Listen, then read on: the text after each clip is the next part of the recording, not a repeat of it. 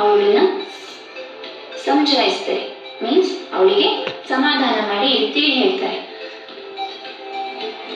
ಅಂಜು, ನೀನ್ ಎಲ್ಲಿ ಎಲ್ಲಾದ್ರೂ ಬಿಟ್ಕೊಡ್ತಾ ಇದೀಯಾ? ಕೇವಲ ನೀನು ಇಲ್ಲಿ ಬೆಡ್ ಮೇಲೆ ಮಲ್ಕೋದು ಬಿಟ್ಟು, ನೀನ್ ರೂಮ್ ನಲ್ಲಿ ಮಲ್ಕೋದು ಬಿಟ್ಟು ಸೋಫಾದ ಮೇಲೆ ಹೋಗಿ ಮಲಗ್ತೀಯ ಅಷ್ಟೇ. ನಿನ್ ವಸ್ತುಗಳು ಎಲ್ಲಿದೆ ಅಲ್ಲೇ ಇರುತ್ತೆ, ಮತ್ತು ನಿನ್ ವಸ್ತುಗಳನ್ನ ನಾನು ಮತ್ತೊಂದು ಕಡೆಗೆ ನೀಟಾಗಿ ಶಿಫ್ಟ್ ಮಾಡ್ತೀನಿ, ಒಂದ್ ಕಡೆ ಇಟ್ಟಿರ್ತೀನಿ ಅಂತ ಹೇಳಿ ತಾಯಿ ಅವಳಿಗೆ ಹೇಳ್ತಾರೆ. ಆ ಮಗುವನ್ನ ಇವರು ಸಮಜಾಯಿಸೋದಿಕ್ಕೆ, ತಿಳಿ ಹೇಳೋದಕ್ಕೆ ಪ್ರಯತ್ನಿಸ್ತಾರೆ. ಆದ್ರೆ ಅವಳ ಸಿಟ್ಟು ಮತ್ತು ಆಬ್ಜೆಕ್ಷನ್ಸ್ ಏನು ಆಕೆ ಹೇಳ್ತಾ ಇದ್ದದಲ್ವಾ, ದಾದಾದಿಗೆ ಬಿಟ್ಕೊಡಲ್ಲ ರೂಮ್ ಅಂತ ಹೇಳಿ ಅಬ್ಜೆಕ್ಟ್ ಮಾಡ್ತಿದ್ದಲ್ಲ, ಅದನ್ನೆಲ್ಲ ನೋಡ್ಬಿಟ್ಟು ತಾಯಿಗೆ ತುಂಬಾ ಸಿಟ್ಟು ಬರುತ್ತೆ. ಮೀನಿಂಗ್ಸ್ ನೋಡುವ.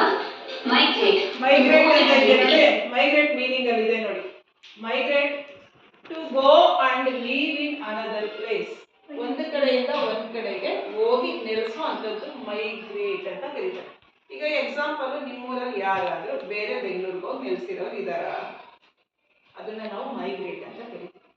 ಯಾರಾದ್ರೂ ಇದ್ದೀರಾ? ಈಗ ಚೋಳಂಬಳ್ಳಿಯವರು ಬೇರೆ ಊರಿಗೆ ಅಲ್ಲೇ ವಾಸ